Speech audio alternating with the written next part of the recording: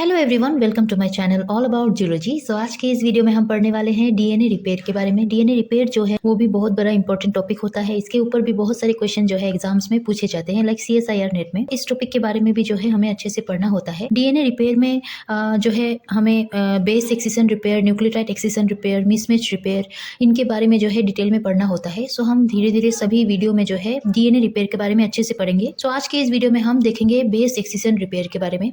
उससे पहले जान लेते हैं कि डीएनए रिपेयर क्या है। डीएनए में रिपेयर करवाने का प्रोसेस को ही हम कहेंगे डीएनए रिपेयर। अब इसको रिपेयर क्यों करवाना होता है? बहुत सारे फैक्टर्स होते हैं, एनवायरमेंटल फैक्टर्स होते हैं, जैसे कि रेडिएशन होता है, मेटाबॉलिक एक्टिविटीज़ होता है, स्पॉन्टेनियस म्यूटेशन होता है, और या आप जानते हो कि डीएनए में जो है न्यूक्लियोटाइड, जो नाइट्रोजिनस बेसिस होते हैं, एडेनिन, गुआनिन, साइटोसिन, थायमिन, ये सारे बेस जो है प्रेजेंट होते हैं। उन न्यूक्लियोटाइड में अगर कोई इनकरेक्ट न्यूक्लियोटाइड ऐड है या इंसर्टेड है तो उस कारण से जो है उस डीएनए में डैमेज जो है क्रिएट होता है, जिसकी वजह से वो आगे कोई भी फंक्शन प्रॉपर्ली नहीं कर पाता। उस डीएनए में डैमेज होने के कारण वो आगे जाके ट्रांसक्रिप्शन नहीं कर पाएगा, डीएनए से कुछ भी जो है हम वो आगे फंक्शन नहीं करवा पाएंगे, और हमारे बॉडी में जो है आगे जाके उस डीएनए के कारण म्यूटेशन जो है वो हो सकता है। सो ये सारे कारण जो है डीएनए को डैमेज करने में इंक्लूडेड रहते हैं, और उस डैमेज डीएनए को रिपेयर करवाना जो है ज़रूरी हो जाता है। हमारे सेल के अंदर डीएनए मॉलिक्यूल में किसी भी तरीके का जो है डैमेज हो तो उसे पहले आइडेंटिफाई किया जाता है कि कहाँ पर डैमेज है, और उसको फिक्स किया जाता है, तभी डीएनए का जो है आगे का प्रोसेस करवाया जाता है। तो ये जो है मैकेनिज्म, ये पहला होता है एक्सिशन रिपेयर। एक्सिशन रिपेयर का मतलब है कि डीएनए में अगर कोई डैमेज है तो उसको, उस सेगमेंट को या उस न्यूक्लियोटाइड को जो इनकरेक्टली पेयर्ड होगा, उसको एक्सिजन के थ्रू कट करके निकाल दिया जाता है। देन डीएनए पॉलीमरेज एंजाइम के हेल्प से उसको फिल करवाया जाता है, करेक्ट न्यूक्लियोटाइड जो है उसमें ऐड करवाए जाते हैं। So excision repair of DNA क्या है कि excision repair involves the excision of the nucleotide और segment of the polynucleotide containing damage site followed by a resynthesis of the correct sequence by a DNA polymerase enzyme. हम जानते हैं DNA replication के समय में डीएनए पॉलीमरेज एंजाइम जो है help करता है, वो सारे डीएनए के करेक्ट न्यूक्लियोटाइड को ऐड करवाता है और एक हेल्दी डीएनए को जो है फॉर्म करता है। सो रेप्लिकेशन के थ्रू वो हो पाता है, एंजाइम के हेल्प से वो हो पाता है, जिसका नाम होता है डीएनए पॉलीमरेज एंजाइम। सो यहाँ पर भी क्या होता है कि जो भी इनकरेक्ट बेस होगा या न्यूक्लियोटाइड होगा या वो सेगमेंट होगा, उस सेगमेंट को, डैमेज सेगमेंट को क्या किया जाता है, एक्सिशन के थ्रू कट करके निकाल दिया जाता है। देन डीएनए पॉलीमरेज एंजाइम आता है, उसको रीसिंथेसिस करवाता है, करेक्ट वे में जो है न्यूक्लियोटाइड को ऐड करवाता है, देन उसको सक्सेसफुली रिपेयर करवा दिया जाता है उस डीएनए को। अब ये एक्सिशन रिपेयर में जो है हमें दो टाइप का एक्सिशन रिपेयर पढ़ना होता है। एक होता है बेस एक्सिशन रिपेयर और दूसरा होता है न्यूक्लियोटाइड एक्सिशन रिपेयर। इस वीडियो में हम देखने वाले हैं बेस एक्सिशन रिपेयर क्या है। बेस एक्सिशन रिपेयर का मतलब है कि डीएनए में जो नाइट्रोजिनस बेस होगा, like adenine, guanine, cytosine, thymine, ये चारों नाइट्रोजिनस बेस एक दूसरे से पेयर फॉर्म में प्रेजेंट होते हैं। हम जानते हैं एडेनिन के साथ थायमिन डबल बॉन्ड में जो है पेयर होता है, वही गुआनिन जो है साइटोसिन के साथ ट्रिपल बॉन्ड में पेयर होता है। सो इस केस में क्या होता है कि डीएनए में जो है इनकरेक्ट बेस इंसर्ट होता है। आप मानो कि गुआनिन के साथ साइटोसिन होना चाहिए था, बट गुआनिन के साथ साइटोसिन ना होके एडेनिन प्रेजेंट होता है किसी कारण से, जो कि मैंने आपको दिखाया। बहुत सारे कारण की वजह से जो है डीएनए डैमेज हो सकता है।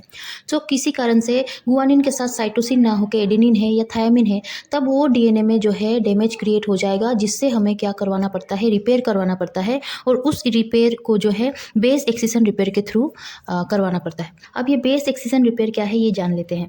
बेस एक्सिशन रिपेयर में जो इनकरेक्ट न्यूक्लियोटाइड होगा उसको क्लीवेज के द्वारा जो है निकाल दिया जाता है। शुगर फॉस्फेट बैकबोन को क्या करवाया जाता है, क्लीव करवाया जाता है, मतलब कट करवाया जाता है, जिससे उस जगह में एबासिक साइट जनरेट होता है। अब ये सारे क्या होंगे मैं अच्छे से आपको समझा देती हूँ। पहले आप लोग डीएनए में प्रेजेंट न्यूक्लियोटाइड का स्ट्रक्चर देखो। सो ये न्यूक्लियोटाइड का स्ट्रक्चर है, जहाँ पर शुगर जो है ये प्रेजेंट होता है, इसके पास जो है फॉस्फेट प्रेजेंट होता है, और ये जो है नाइट्रोजिनस बेस होता है। नाइट्रोजिनस बेस में ये जो है गुआनिन हो सकता है, एडेनिन हो सकता है, साइटोसिन हो सकता है, थायमिन हो सकता है। सो ये नाइट्रोजिनस बेस जब शुगर के साथ अटैच रहता है तो वो एक बॉन्ड के हेल्प से अटैच रहता है। उस बॉन्ड को हम कहेंगे ग्लाइकोसाइड बॉन्ड। ये जो ग्रीन कलर का आप देख रहे हो ये ग्लाइकोसाइड बॉन्ड होता है, जिसके थ्रू शुगर से नाइट्रोजिनस बेस जो है ये अटैच रहता है। सो जब कभी भी ऐसा डीएनए डैमेज होता है तब क्या होता है, बेस एक्सिशन रिपेयर में इस बॉन्ड को तोड़ दिया जाता है, क्लीव्ड कर दिया जाता है। और ये काम कौन करता है, एक एंजाइम होता है जिसका नाम होता है डीएनए ग्लाइकोसाइलेज। डीएनए ग्लाइकोसाइलेज जो है माइटोकॉन्ड्रिया और न्यूक्लियस में जो है प्रेजेंट होता है। अब डीएनए ग्लाइकोसाइलेज का काम यही है कि ये क्या करवाए, इस ग्लाइकोसाइड बॉन्ड को तोड़े और जिससे इस नाइट्रोजिनस बेस को वो उस डीएनए से बाहर निकाले। अब जब ये नाइट्रोजिनस बेस उस डीएनए से बाहर निकलता है तो वो जगह जो है खाली हो जाता है। उस जगह को हम कहते हैं एबासिक साइट, या इसको ए प्यूरिन या ए पाइरिमिडिन साइट भी कहा जाता है। सो आप यहाँ पर सपोज मानो यहाँ पर एडेनिन होगा या यहाँ पर गुआनिन है, तो डीएनए ग्लाइकोसाइलेज एंजाइम की वजह से जब ये बॉन्ड को कट करवाएगा डीएनए ग्लाइकोसाइलेज, तब वो एडेनिन या ये वो गुआनिन जो है बाहर निकलेगा और उस खाली जगह को हम कहेंगे ए प्यूरिन साइट। वही अगर इस नाइट्रोजिनस बेस में साइटोसिन हो तब खाली जगह जो क्रिएट होगा उसको हम कहेंगे ए पाइरिमिडिन साइट। तो डिपेंड करता है कि डीएनए ग्लाइकोसाइलेज ने कौन सा नाइट्रोजिनस बेस को हटाया है, प्यूरिन को या पाइरिमिडिन को। अब यहाँ पर बेसिक कंसेप्ट जो है हम लोगों ने जान लिया है, जो यहाँ पर लिखा है वो थोड़ा पढ़ लेते हैं। Initiation of DNA repair process.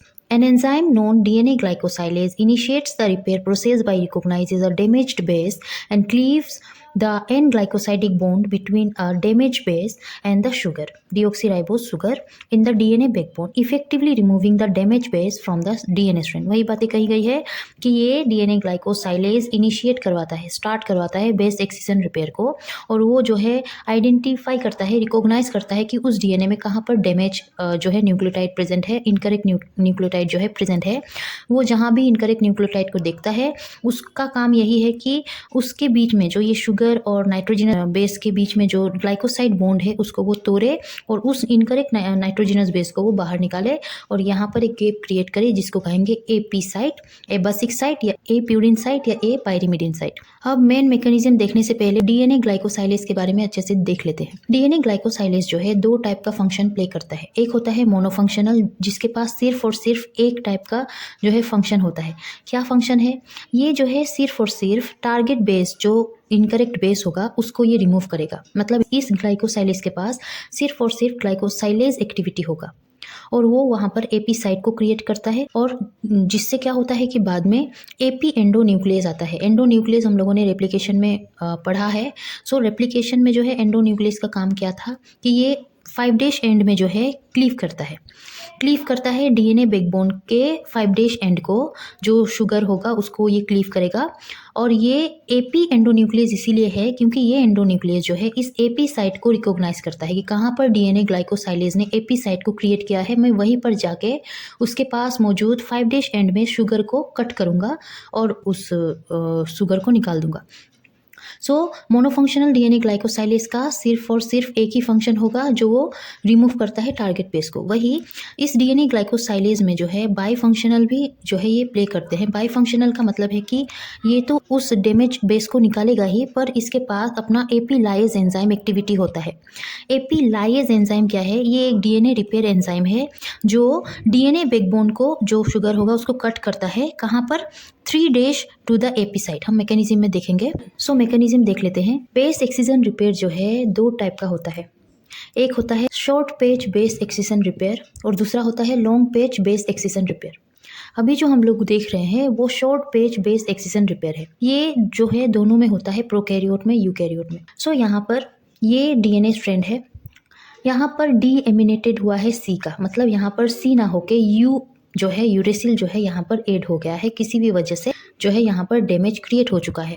अब जो कि डैमेज हुआ है, सो मेन रोल कौन प्ले करता है? DNA glycosylase enzyme. DNA glycosylase आएगा और ढूंढेगा कि कहाँ पर जो है इनकरेक्ट न्यूक्लियोटाइड प्रेजेंट है। उसको ये यूरेसिल दिखाई देगा, वो कहेगा अच्छा यहाँ पर जो है डैमेज हुआ है, मैं काम करता हूँ यूरेसिल के साथ जो शुगर है, जहाँ पर जो बॉन्ड होगा ग्लाइकोसाइड बॉन्ड जिसके थ्रू ये यूरेसिल कनेक्टेड होता है उस न्यूक्लियोटाइड में, वो ये क्या करेगा कि उसी बॉन्ड को कट कर देगा। जैसे ही कट करता है नाइट्रोजनस बेस जो यूरेसिल है वो बाहर निकल जाता है।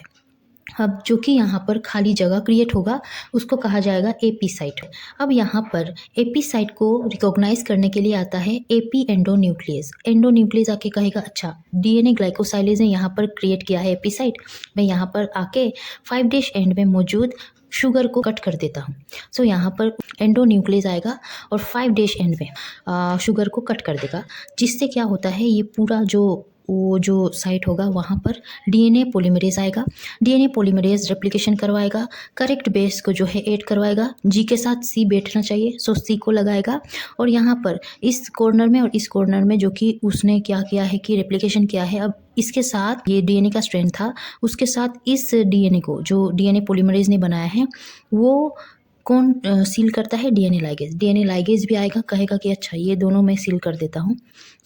ये इस तरीके से ये नॉर्मल जो है मैकेनिज्म चलता है, जिसको हम कहेंगे short page base excision repair. इसमें तो सिंपल था। Short page base excision repair में क्या हुआ था कि सिर्फ और सिर्फ एक न्यूक्लियोटाइड को ही निकाला गया था, but long page base excision repair में ऐसा नहीं होता है। Long page base excision repair में क्या होता है कि एक से ज़्यादा न्यूक्लियोटाइड को हटाया जाता है। किस तरीके से?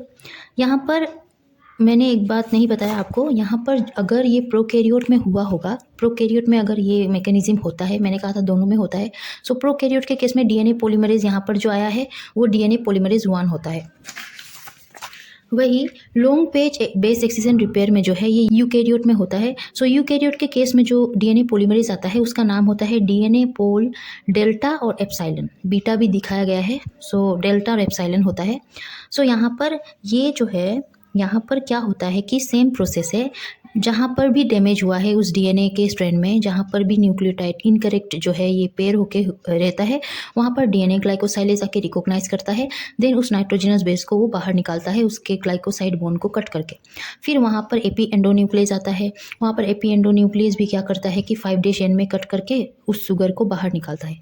उसके बाद थोड़ा सा अलग प्रोसेस होता है। कैसे क्या होता है? डीएनए पॉलीमरेज जो डेल्टा या एप्सिलॉन है वो आएगा, वो कहेगा अच्छा यहाँ पर मैं फटाफट से रेप्लिकेशन करता हूँ, तो यहाँ पर वो रेप्लिकेशन करते हुए इस तरीके से ये आगे बढ़ते जाएगा, जिससे क्या हो कि ये पुराना वाला बेस जो था ये शुगर, इसको ये ढकेलता जाएगा बाहर की तरफ।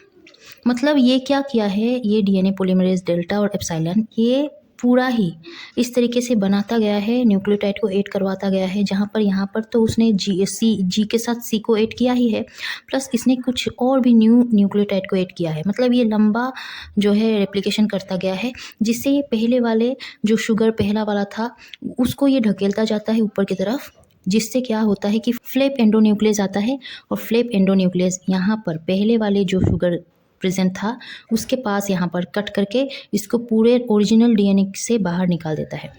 इस तरीके से फ्लैप एंडोन्यूक्लियस की वजह से पहले वाले शुगर को बाहर निकाल दिया गया है, और डीएनए पॉलीमरेज डेल्टा एप्सिलॉन जो है वो इस तरीके से न्यू बेस को बिठाता गया है, रेप्लिकेशन करता गया है। और साइड में जो खाली जगह बचता है डीएनए लाइगेज आता है, डीएनए लाइगेज जो है इस तरीके से सील करता है। Long page base excision repair में यही थोड़ा सा जो है लंबा प्रोसेस हो जाता है, और शॉर्ट पेज में जो है सिंपल इस तरीके से एक न्यूक्लियोटाइड को बाहर निकाला जाता है। बाकी जो रेप्लिकेशन होता है, जैसे कि डीएनए पॉलीमरेज आता है, डीएनए लाइगेज आता है, उस तरीके का जो है प्रोसेस है। सो ये सिंपल है। आई होप आप लोगों को समझ आया होगा अबाउट बेस एक्सिजन रिपेयर। इसके आगे के वीडियो में हम nucleotide excision repair, mismatch repair, ये सारे रिपेयर के बारे में पढ़ेंगे। सो आई होप आप लोगों को आज का वीडियो अच्छा लगा होगा। अगर अच्छा लगा हो और समझ आया हो तो इस वीडियो को लाइक कीजिए, मेरे चैनल को सब्सक्राइब करना प्लीज़ मत भूलिएगा। टिल दिन पढ़ते रहिए। Take care and bye bye.